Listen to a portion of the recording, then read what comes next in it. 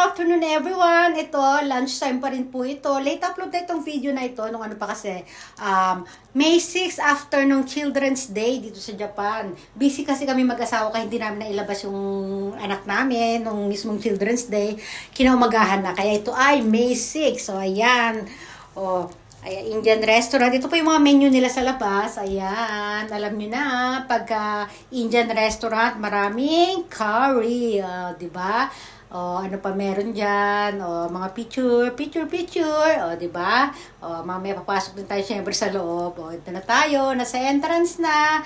Ayan, nasa loob na. Malit lang po yung restaurant. Siguro mga hindi abutin ng 20 katao ang kakasya. Ganon. Nasa 15, ganyan.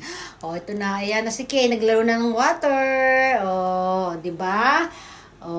Ayan. Galing kasi kami ng recycle shop. Ayan, nabili namin bagong toy ni Kane.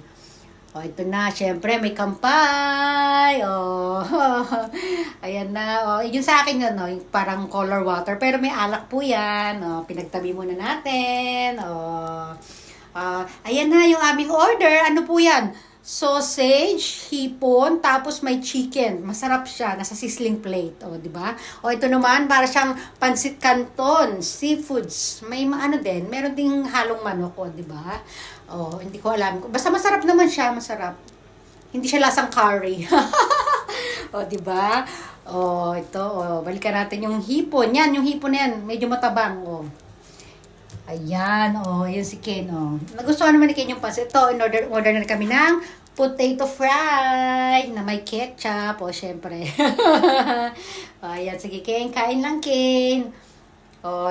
Juice. Sinawsaw niya rin pala yung potato fry sa juice ito. Yan na lang natin. Hindi namin naubos kasi hindi nga masarap. Diba? Pasensya na po sa restaurant. Pero hindi ako nasarapan talaga. Tinake out namin yan. Ito na, sa labas na kami. Papaalam na kami. Ito, lakad-lakad muna kami dito sa palaruan. Diba?